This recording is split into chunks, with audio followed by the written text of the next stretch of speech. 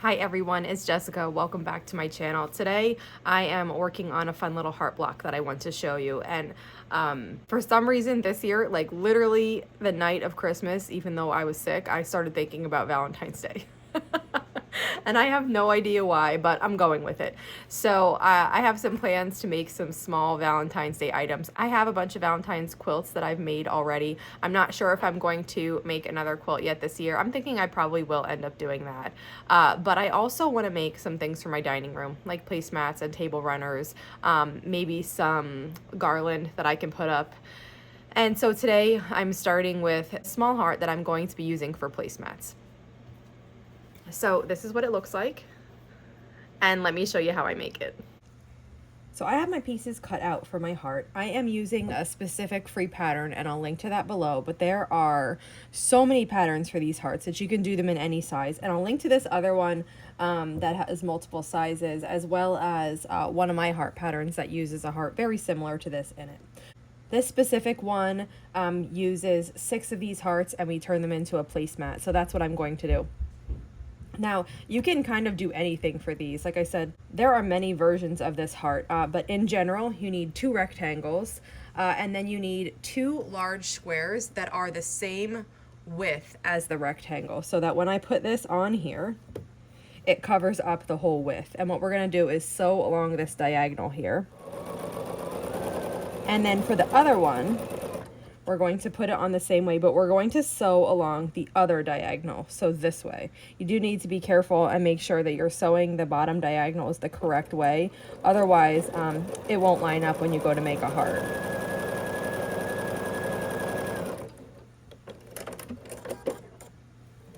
So now if I cut the thread, you can see where I sewed the diagonals, and that this looks like a heart when I put these next to each other.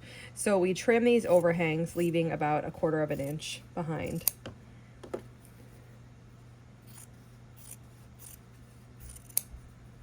And then I also have 4 smaller squares. Now for these, you can choose how big you want this square to be.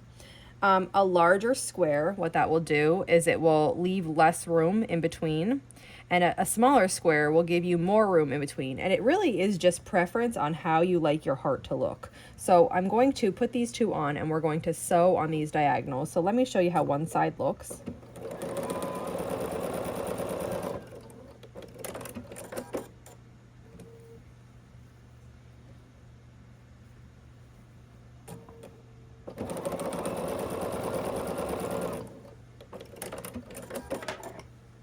Okay, so I trimmed the overhang here just like we did before. These pieces are just quite a bit smaller.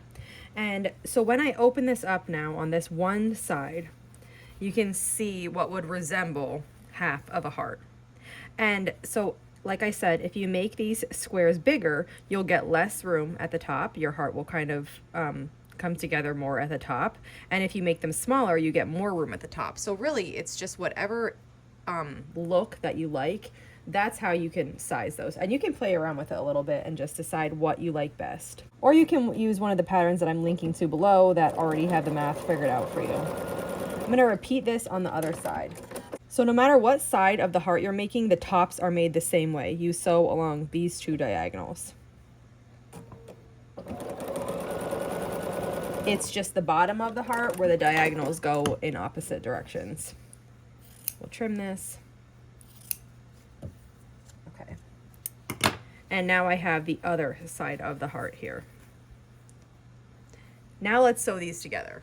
I put my 1/4 inch of foot on, and we're going to sew these together. And the way that I usually do this is I nest these seams. So one seam here gets pushed open where the seam is going away from me. And this other seam is going to get pushed down toward the pink. And when I put it on top, that seam is going to be going toward me. Right now I'm nesting those 2 seams with my fingers, and I just hold them together and then put that under the foot and start sewing. Once I get to that seam and it's secured under the needle, then I do the bottom. And the bottom I do in exactly the same way. One of them I fold open and the seam is going towards the white, and the other one I kind of like push backwards and the seam is going towards the pink on that one. And that lets those seams nest really nice, and I always find this makes this heart look really good. You get really nice crisp points where they come together, and I like the look of that. So now when I open this, you can see those top points look really good, and so do the bottom points. And then this is what one heart block looks like. And that's it for today. So this is a really quick, fun little heart. I am going to keep continuing making these hearts until I have enough to make all my placemats. And then I'll come back here and show you how I assemble the placemat and what those look like. Again, the link to this pattern is below, along with some other ones for you to take a look at if you'd like. And if you have any questions, just let me know. If not, I'll see you back here tomorrow. Thanks for following along.